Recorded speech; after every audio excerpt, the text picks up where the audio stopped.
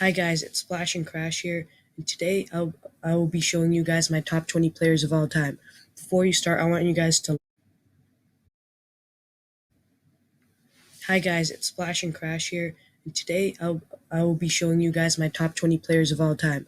Before you start, I want you guys to like, comment, subscribe, and hit the notification bell. In your comment, tell me what your top 20 players of all time are. And let's start. First, 3 honorable mentions. These are 3 guys who barely missed the cut for top 20 of all time in my eyes. David Robinson, Dwayne Wade, and Julius Erving. Note that Julius Erving would definitely be top 20 of all time if he played in the NBA for his entire career and not spent his prime in the ABA. But he didn't do that, so here we are. At number 20, we have Dirk Nowitzki. Dirk was the greatest stretch big of all time, in my opinion. He was a 2011 champion. That was an incredible title run. The Mavericks came out of nowhere, and Dirk carried them there. He's the only big to ever be 50-40-90, and he also won Finals MVP in 2011 and MVP in 2007. He's an incredible scorer, a pretty good defender, and a great rebounder. He also had incredible longevity, which is one of the reasons why he was an All-Star even in 2015. At number 19, we have Moses Malone, greatest offensive rebounder of all time, incredible rebounder overall, 6-time rebounding leader, NBA champion in 1983, NBA Finals MVP in 1983, 3 MVPs. The reason most people wouldn't have Moses this high, but I think he's underrated because you can't have 3 MVPs and not be top 20 all time.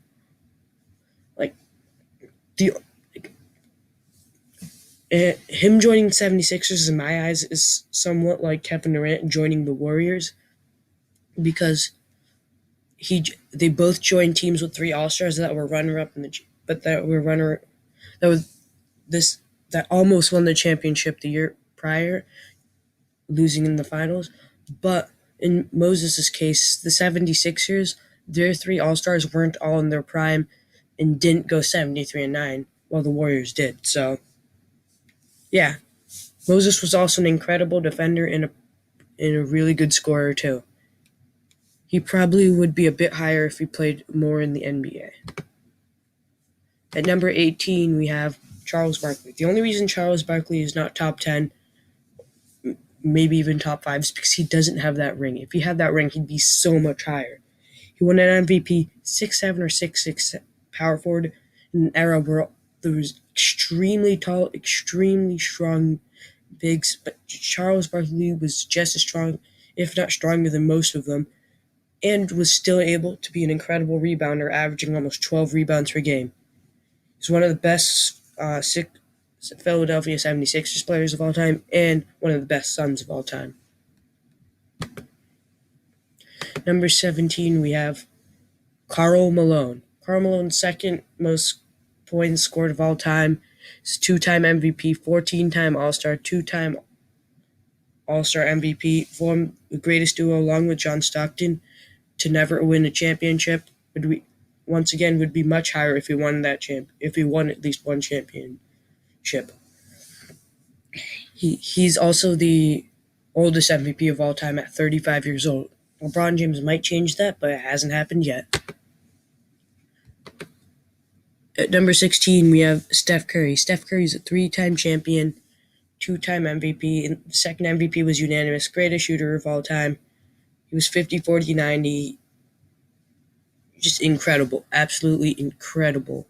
The only reason his assists aren't higher is because Steve Kerr's system has him being off ball a lot, unlike Mark Jackson's system. He was also a steals leader in 2016, and he led his Warriors team to the best record of all time, 73-9. At number 15, we have Kevin Durant. Kevin Durant is a 2-time champion, a 2-time Finals MVP, and a regular season MVP. He's a 4-time scoring champion. He was 50-40-90 in 2013. and he's probably the most skilled player of all time. He would probably be averaging over 30 points per game for his career if he didn't play with the Warriors, which would be a record.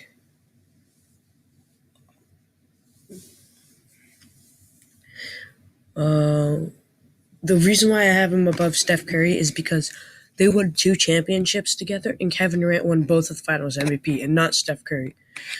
Kevin Durant is also often regarded as a better player than Steph Curry, and I agree with that. Number 14, we have Jerry West. Now, before you get mad and click off this video, Jerry West, the only reason Jerry West is above all the players before is even though he only has 1 ring, has no MVPs, he had a Finals MVP when he was on a losing team, and he was 14 games away from having 9 rings. I know it's not as simple as that, but he probably would have won all those rings if not for the 60 Celtics. But they were there, so we have to take that into account. But getting that far is still an accomplishment. He was 10-time All-NBA first team. He made All-NBA second team twice. He was an All-Star in his rookie season, and I believe every season of his career. I'm not 100% sure. Like I said, he won Finals MVP on a losing team. Never been done before that, because that was the first Finals MVP and never happened after that. He was the NBA assist leader in 1972, and he won an NBA scoring champion in 1970. Jerry West was, if the three-point line was there back then, he would have I guarantee you, he would have the points per game career record. Jerry West was an incredible shooter and was like Steph Curry before Steph Curry. Number 13, we have Kevin Garnett. Kevin Garnett is this high because he's better than he's 100% better than every player before on this list before him, and I think he's better than some of the players above him. He just didn't have enough accolades because he played for the Timberwolves. The Timberwolves. They screwed up everything. There's this huge scandal that cost them a lot of draft picks and possibly a championship because they almost got there. They almost won the NBA Finals in 2004 when Kevin Garnett went insane. He led his team in every single major statistical category and got them to either the 1 or 2 seed in a conference with the Lakers and Spurs. And this is like the Kobe Shaq Lakers and Tim Duncan, Tony Parker, Manu Ginobili Spurs. He also won a championship and Defensive Player of the Year. He was the heart and soul of the Big Three Celtics, and he was 100% at one point the best player in the NBA, over Tim Duncan, over Kobe, over Shaq, over AI. At one point, Kevin Garnett was better than all of those players. Kevin Garnett is also one of the top 5 defenders of all time, in my opinion. He's a two-way beast. He is so much athleticism and strength. He has the leadership. He had the leadership to win so many more rings than he did. He was also a mentor to Karl Anthony Towns.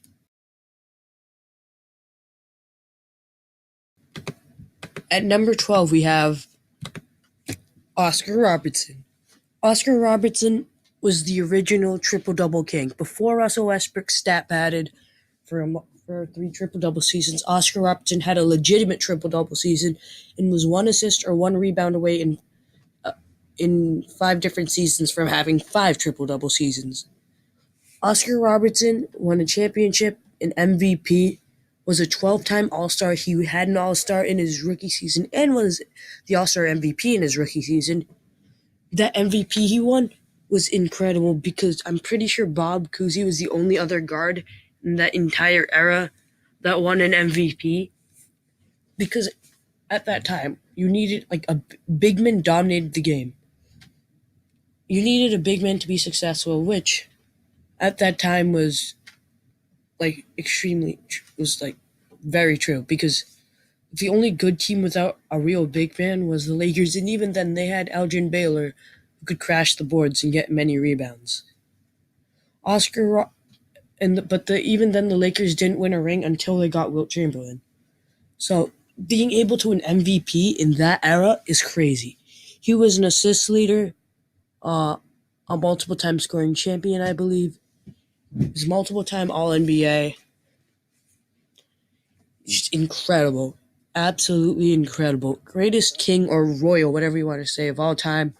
One of the greatest Bucks players of all time. This man was an absolute legend. Predecessor to all of the tall point guards we know today, like Ben Simmons and LeBron. And he was also the predecessor to Magic Johnson. At number 11, we have Hakeem Olajuwon. Hakeem was the greatest post player of all time. His dream shake was legendary. His post fade was legendary. He was a two-time defensive player of the year. He was a two-time champion. He was a two-time finals MVP, and he was an MVP. He's also the NBA's all-time block leader, and he even had a season where he averaged 4.6 blocks a game. He's a three-time block leader, and he had the most complete season of all time when he won MVP, Defense Player of the Year, and Finals MVP all in the same season. The season after that, he carried a six-seeded team to win a championship, which is the only a team that never had home court advantage to win a championship. Hakeem also had a quadruple-double and was one assist away from having another quadruple-double in the same month. That is crazy. At number 10, we have Tim Duncan. Tim Duncan's a five-time champion over 15 years. That just shows you how much longevity he had. He had 3 Finals MVPs, 2 MVPs, was a 15-time All-Star, and he was an All-Star Game MVP. Tim Duncan, the definition of a San Antonio Spur. Legendary defender, perfect fundamentals, calm, cool, collected, no ego, unselfish. He's absolutely crazy, really good rebounder, and was a leader of the longest dynasty longest or second longest dynasty in NBA history. Number 9, we have Shaquille O'Neal. Shaq was a 4-time champion, a 3-time Finals MVP, an MVP, a 15-time All-Star, 3-time All-Star MVP. Shaq was the most dominant player of all time. Well, if you don't include Wilt Chamberlain, he's an incredible rebounder. He was so strong. He broke the frames of 2 NBA hoops, which caused the NBA to create to reinforce the entire basketball hoops. He also caused many defensive changes. An incredible defender, extremely funny. It was absolute. At number 8, we have Wilt Chamberlain. The only reason he isn't higher is because he didn't have nearly as much team success as the players above him. Wilt Chamberlain had 2 championships, 4 MVPs. One of them was in his rookie season. That's only happened one other time with Wes Unseld. Wilt Chamberlain averaged 30 points and 23 rebounds for his career. Both of those are NBA records. 30.1 points, which is second all time. He had his number retired by 3 different teams. He was the greatest rebounder of all time. Could have been the greatest scorer of all time. Well, he's not the most versatile scorer, but he could have scored the most points of all time. But he decided to lead the league just because he felt like it. This man had that much control over the game. He was the fastest, strongest, and one of the tallest players in the NBA during his time. The league was plotting against him because he was just absolutely destroying all the other teams. And want to make the other team just like better.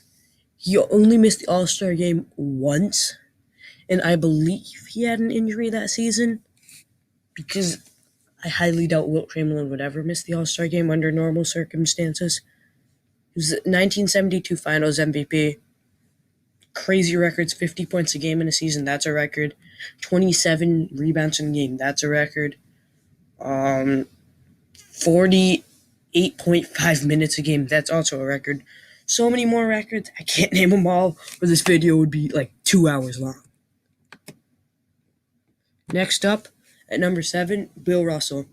Second greatest rebounder of all time, top 2 or 3 defender of all time.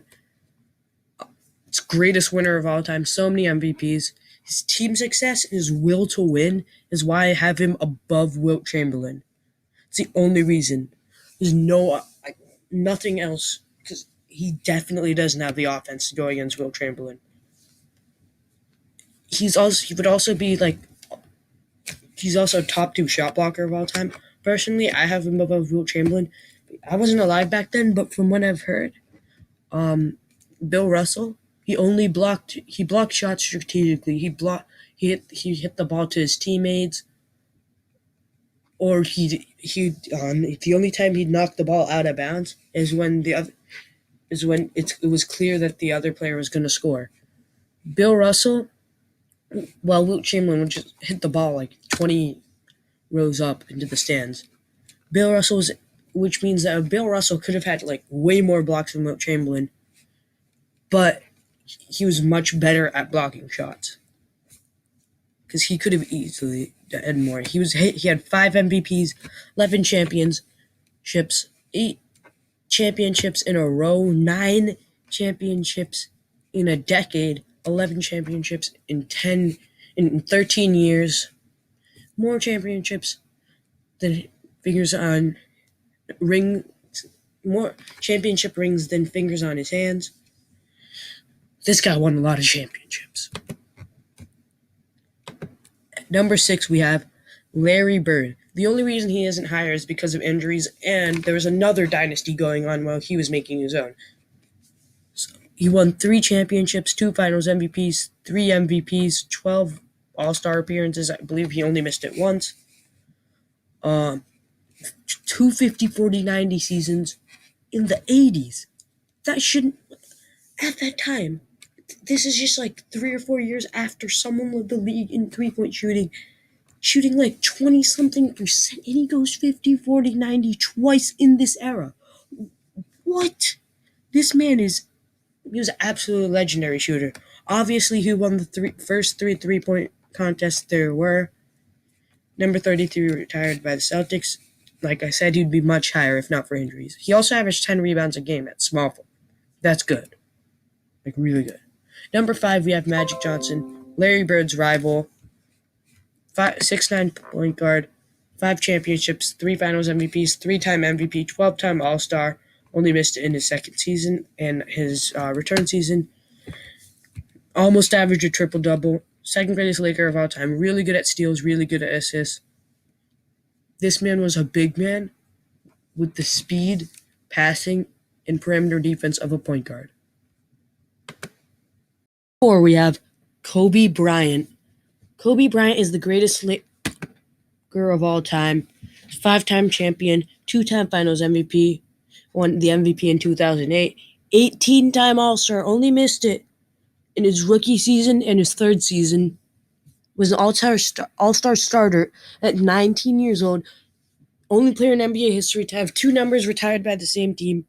Absolute legend. Rest in peace. Most clutch player of all time. The Mamba mentality. He could play through almost any injury and still be a legendary player, even with those injuries. Is super clutch. He liked the pressure. One time bet $50,000 on free throws and still made them.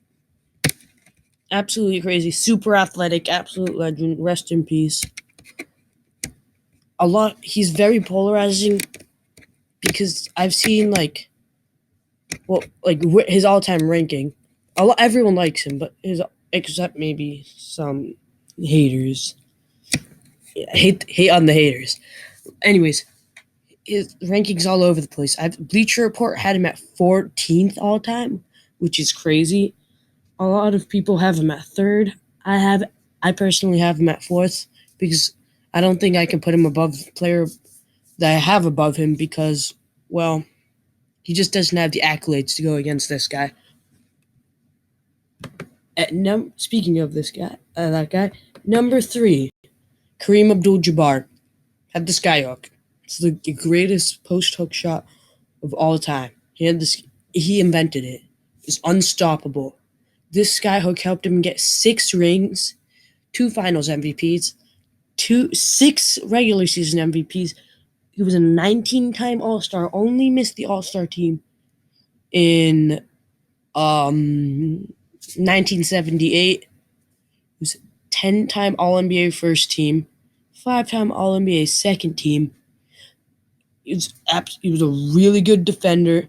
He was a rebounding champion, 4-time blocks leader. Extremely good player, most longevity, because instead of relying on athleticism, he relied on skill. Like that post hook, you're not going to lose that just because you're getting old. He kept practicing it every single year for 20 years. Of course, it's going to be perfection. So he was one of the best. He might have been he was like a top 5 center in the NBA in his last season. He was 40 years old. This man was crazy. Obviously, he has the most points of all time because of his longevity. And yeah, he was an incredible defender, incredible player overall, great rebounder.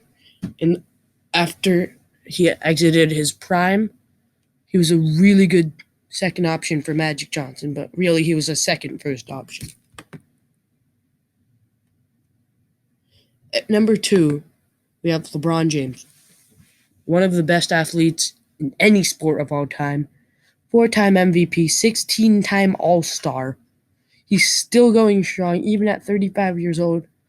Might win another MVP. It's a triple-double machine. It's basically a 6'9" point guard. He's a freak of nature. Absolutely. He's not slowing down. He's a 40-inch vertical, and he's like 35. I don't think that's ever happened before, except maybe like who I have at 1. You guys all know who that is.